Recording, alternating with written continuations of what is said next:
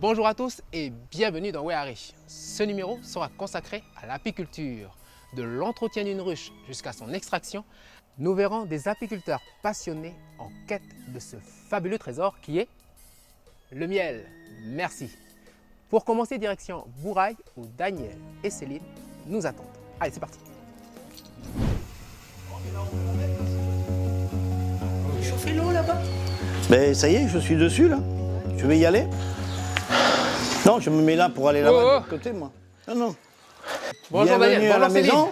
Ça va bien? Comment ça va bien? Ça va bien. Oui. Vous l'êtes? Bon. Alors Céline, oh là, ça y est. Bienvenue Ça y est, à la ça y est. maison. Dé.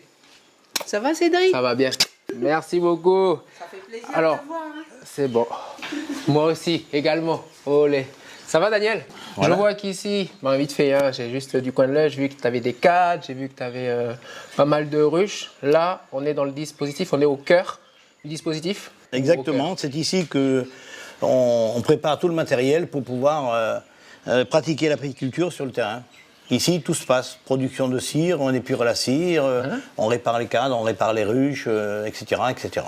Alors, épurer la cire. Tu me dis épurer la cire. Mais ça commence par épurer la cire, ça commence à la faire bouillir, la filtrer, et avant de pouvoir l'utiliser, la réutiliser. Et là, ce que fait Céline, c'est... Elle réutilise de la la cire, cire. qui a été préalablement épurée. Ok. Et elle en fait, elle produit donc en fait des plaques de cire D'accord. qui nous évitent de l'acheter dans le commerce. Tu l'as fait où, l'épuration? On peut dire l'épuration? Alors justement, je vais t'emmener là-bas bien, si tu veux ok. montrer. Moi, je veux bien. Je vais te faire voir avec des principes très simples.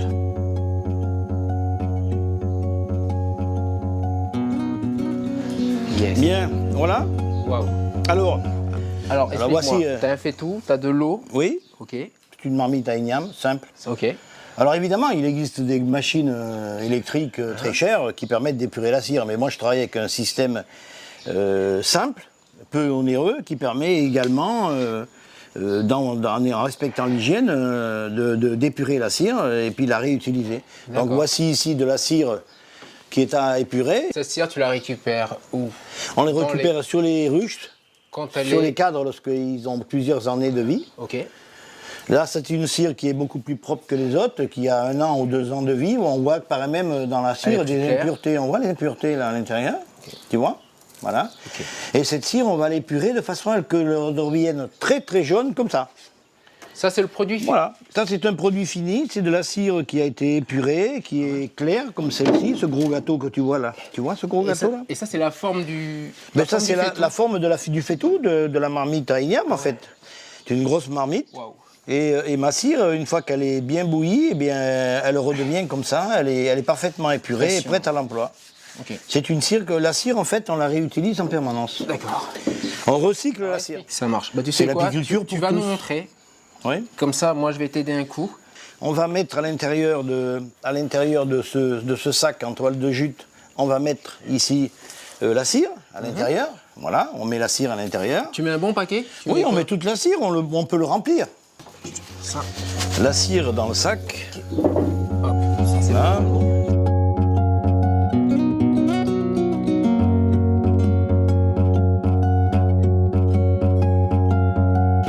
Vas-y. Je tiens le sac. On ferme le sac et ensuite je vais mettre le sac dans la marmite à igname. Alors, Est-ce que je referme ou pas? oui, bien sûr, il faut refermer.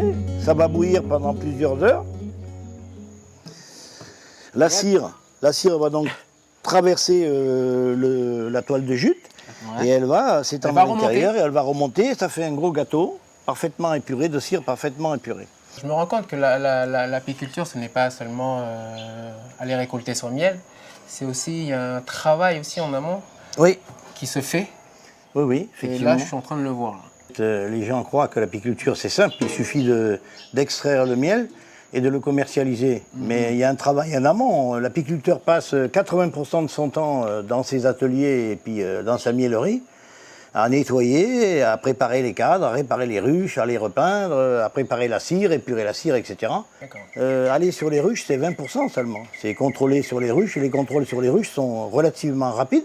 Ok. Voilà. Donc là, la première étape, elle est faite. C'est la première étape. J'ai vu que Céline, épurer la cire. Elle avait déjà de la cire toute prête. Ah oui. On peut aller voir la deuxième étape. Comment ça se passe? Oui, on peut aller la voir, par exemple. Oui. Allez.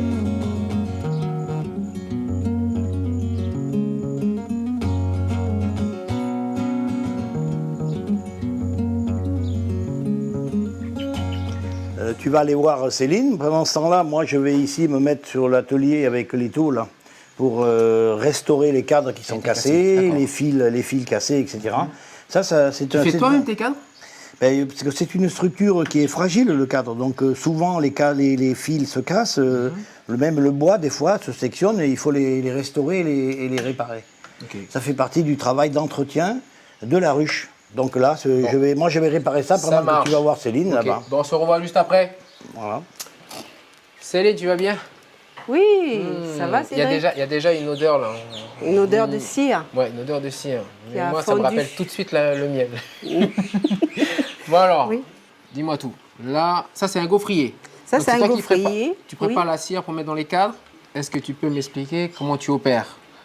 Donc au départ, je prends la cire qui a été épurée. Ce qu'on vient de voir avec ce que je viens de voir avec Daniel, on a mis dans le fait tout. Voilà, c'est ce qui est ressorti. Okay. Je fais chauffer la marmite au bain-marie. D'accord, au bain-marie. Au bain-marie pour faire fondre la cire. Ça roule. Ensuite, j'attends qu'elle atteigne une certaine température. Combien? 85 à 90 degrés au maximum. D'accord. Ensuite, je prends avec une louche la cire fondue et tu la mets rapidement et tu refermes rapidement et tu laisses appuyer ton couvercle. Ok. 5 minutes. D'accord. Ok. Et cette plaque de cire qui ressort du gaufrier sert à aider les abeilles à tisser droit dans la ruche. Et s'il n'y avait pas cette cire que vous fabriquez, comment l'abeille ferait? Elle tisse d'elle-même. Et dans la nature, elle tisse naturellement. Ouais. Ça marche. On appelle ça les gâteaux de cire. C'est très beau. Tu vois? Après, tu prends sur un côté et tu soulèves tout doucement. Et tu as une plaque de cire, voilà. Magnifique. Ok, Cédric? Oui. Tu as compris? J'ai Maintenant que compris. je t'ai montré, tu peux essayer de faire une plaque. Je vais essayer, je panique un peu, mais tu restes à côté de moi. Hein. Oui. Au cas où si je perds le fil. Oui. Bon, allez. Ok. Bon, on y va? Oui. Alors, tu prends ta louche. je prends ma louche, je mets sur le thermomètre. Oui, tu regardes combien de degrés elle fait. On est bien, 90? 90, c'est bon. C'est bon. Te brûler, mais... Hop. Voilà. Vas-y, appuie. Reste appuyé. Je reste appuyé. Tu attends 5 minutes. Ça doit être bon, Cédric. Ça va être bon là? Oui. Ah ouais. Tu prends ta spatule, tu enlèves le surplus, là, de s'ouvrir. Okay. Et là, ça, tu remets là. La marmite. Et en même temps, tu soulèves, tout doucement. Voilà, super. Ah, elle est belle, ta plaque. Hein. Première plaque de cire. Vas-y, soulève tout doucement avec ton doigt. Là. Comme ça, en revenant revenant comme ça. Tu ne peux pas réussir du premier coup. C'est ça aussi, sinon ce serait trop Mais beau. elle est déjà belle. Voilà. Première plaque de cire. Mais tu sais, c'est pas grave si elle est comme ça. Parce qu'après, si tu mets sur un cadre, les abeilles, elles continuent le travail. Ah, elle complète? Oui, elle complète. Elle complète. Oui. Céline, là on est bon. Après la machine à... Enfin, je veux dire la machine à gaufre, pardon. Non, le gaufrier. Le gaufrier. Oui. Qu'est-ce qui se passe? Il faut le mettre sur le cadre. C'est toi qui le fais? Oui. Ok. Je te passe la plaque de cire et puis tu nous montres? Oui. Ok. Là, je récupère un cadre qui a été... nettoyé. Nettoyé dans la marmite à cire. Ensuite, je mets un peu d'eau sur la planche. Pourquoi? Pour pas que la cire, elle colle sur le bois. Ok. Donc ensuite... Je mets la plaque de cire. Ok. Ensuite, je mets le cadre. Pardon. bien encadré, comme ça, bien appuyé.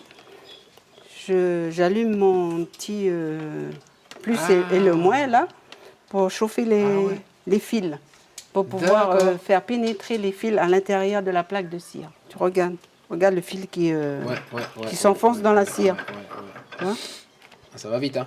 Ouais, ça va très vite. Sinon, quand tu laisses trop longtemps le plus et le moins, là, ça chauffe le fil et ça casse le fil.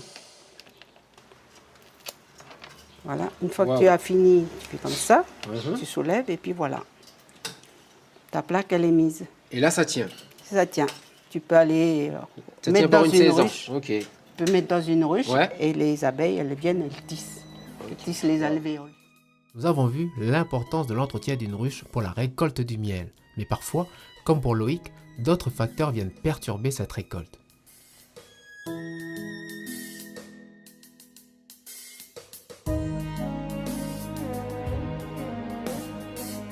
C'est une ruche qui était estimée à 8 sur 10, 9 sur 10, 8 sur 10, donc c'était une ruche qui est quand même assez forte.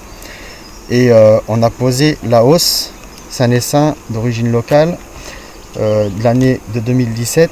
Ici, on voit qu'en fait, au bout d'un mois, elle était déjà sur 10 cadres. Donc elle a très bien démarré, très bonne reine, forte.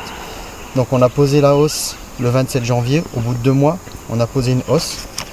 Et là, je vais te montrer l'exemple.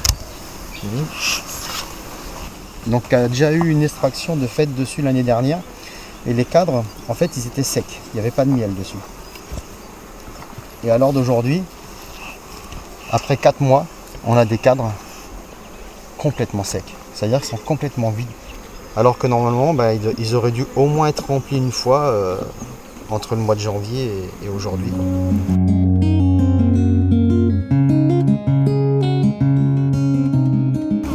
Donc maintenant, on va aller voir les essaims de l'autre côté, qui eux ont à peu près 4 mois. On va aller voir un petit peu s'ils ont rentré un petit peu de miel ou s'il va falloir les nourrir. Cette année, le gros souci, c'est la sécheresse. On a eu 6 mois de sécheresse. Ensuite, les pluies. On s'est dit super, il pleut, sauf que il pleut. Une semaine de soleil, de beau temps. Ensuite, encore de la pluie pendant 2-3 jours. Du beau temps, de la pluie, du beau temps, de la pluie. Ce qui fait que les fleurs n'ont pas le temps de rester sur les arbres, sur les plantes. Dès qu'il pleut, les fleurs tombent. Une petite abeille qui est en train de me piquer. On n'attrape pas un dard comme ça avec les doigts pour l'enlever. Parce que juste au bout là, on a la poche à venin. Là j'ai mal quand même, je tiens à le dire. Donc là on a la poche à venin. Donc on prend quelque chose et on gratte. Si on l'attrape avec les doigts, on va envoyer tout le venin dans le dard et forcément il va se vider dans la piqûre.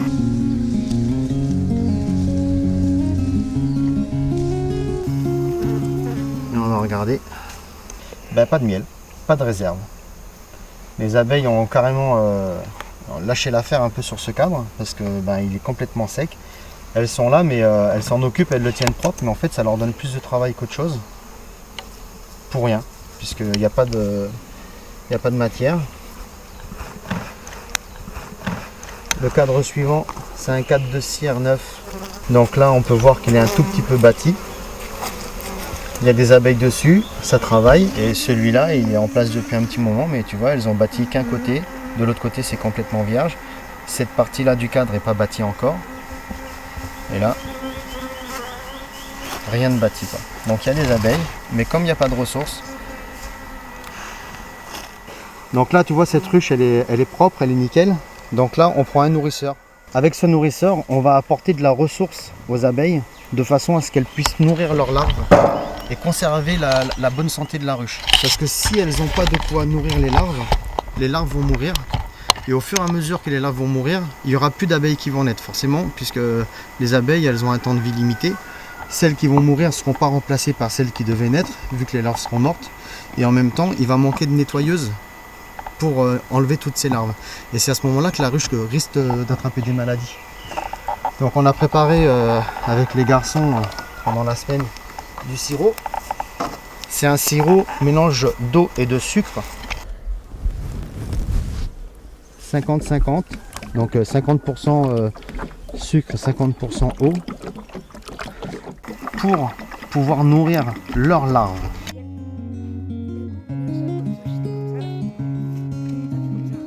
C'est la première fois que je les nourris depuis le début de la saison, mais elles vont pouvoir déjà donner à manger aux larves, faire un petit peu de réserve, et à partir de la semaine prochaine, quand je vais revenir nourrir, elles vont encore refaire du stock. Ça va permettre aux larves d'être bien nourries, à la reine de se dire c'est bon, je peux continuer à pondre, et à ce que la ruche s'en sorte, parce que sinon...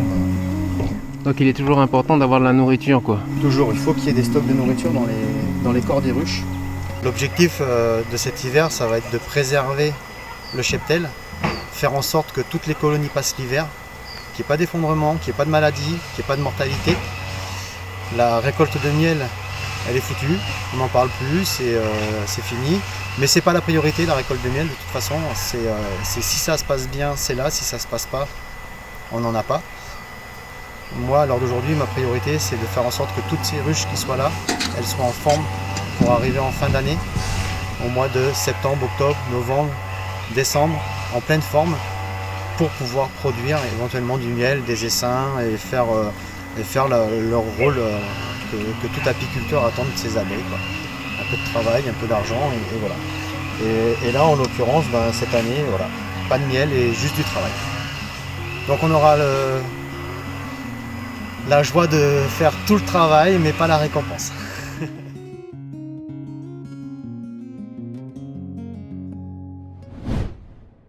Malgré ces conditions météo difficiles, certains apiculteurs ont réussi leur saison. Retrouvons Daniel et Céline dans un de leurs ruchers. On a une partie basse qu'on appelle le corps de ruche qui est là et dans laquelle se trouve la reine. Et au-dessus, on trouve la hausse. Généralement, c'est dans cette partie haute ici que le miel va être stocké. Voilà. Tape le. Voilà. Ici, on a la hausse dans laquelle on va trouver le miel. Donc on va sortir par exemple un cadre et on va regarder s'il y a du miel. Voilà. On retrouve la cire du garage ici. Ah ouais. Elle est là, elles ont allongé les parties, elles ont allongé les alvéoles de chaque côté. Des deux côtés, elles allongent les alvéoles ici aussi. Ça, ce sont des ouvrières, elles sont en train de déposer leur nectar. Ici, on a du miel cacheté. C'est quoi du miel caché? C'est-à-dire qu'il y a de l'opercule dessus, c'est de la cire dessus. Avec l'opercule et ici du miel qui est stocké par les ouvrières. On voit le miel qui brille, par exemple là. On voit bien les ouvrières là.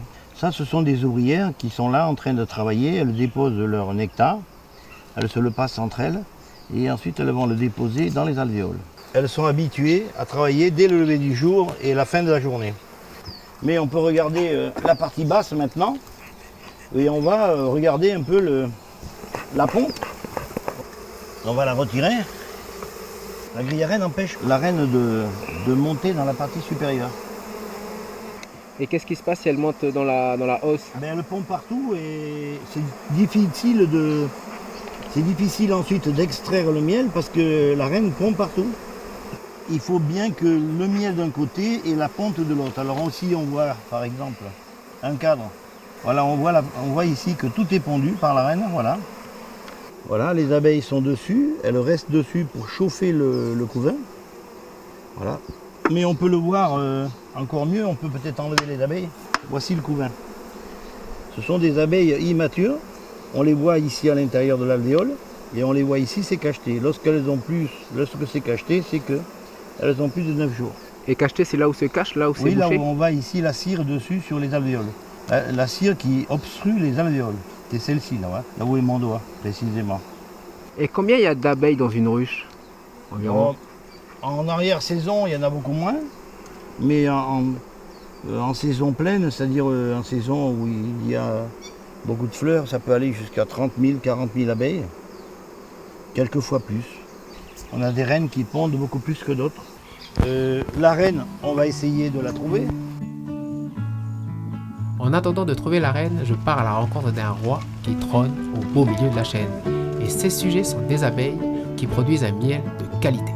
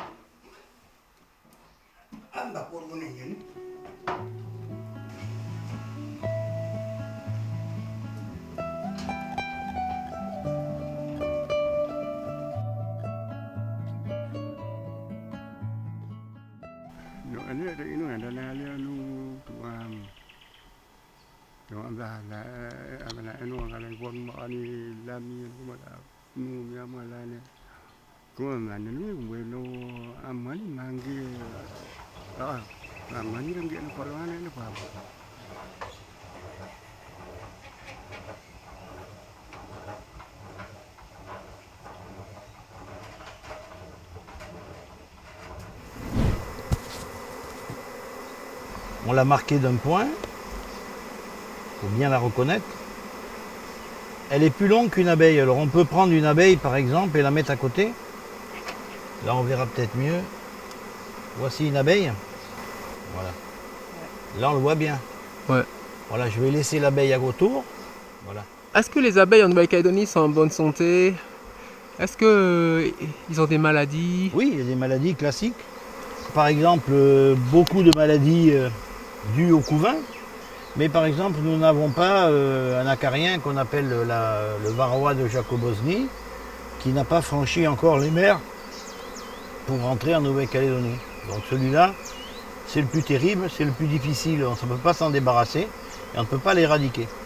C'est un acarien qui suce le sang de l'abeille. C'est comme un tic pour chien, c'est quoi? C'est comme un tic pour les chiens, oui. C'est comme un tic pour les chiens, sauf que notre abeille, la nôtre, ne sont pas habituées à lutter contre lui. Elles ne sont pas habituées à écarter le varroa et s'en débarrasser. Eh bien, je te remercie. On arrive à la fin de notre émission. Céline, est-ce que tu peux venir s'il te plaît? Oui. Merci aussi. Merci beaucoup. Je te fais la bise Merci Cédric. Pour le temps qu'on a Merci passé ensemble. d'être venu nous voir. Il est bon, c'est moi. Merci beaucoup. Un petit mot pour la fin, dire qu'il y a de la place encore pour...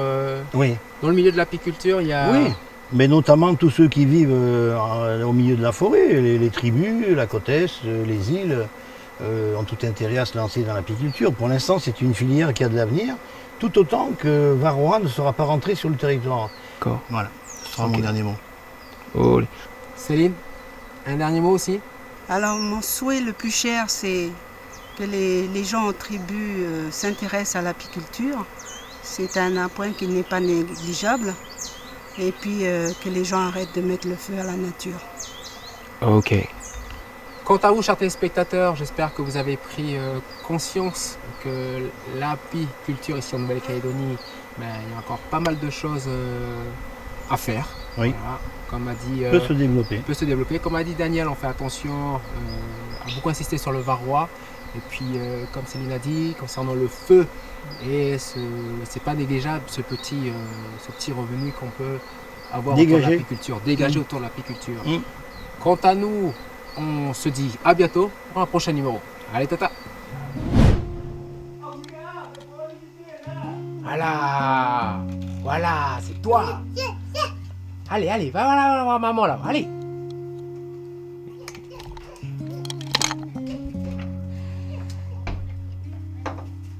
Les imprévus.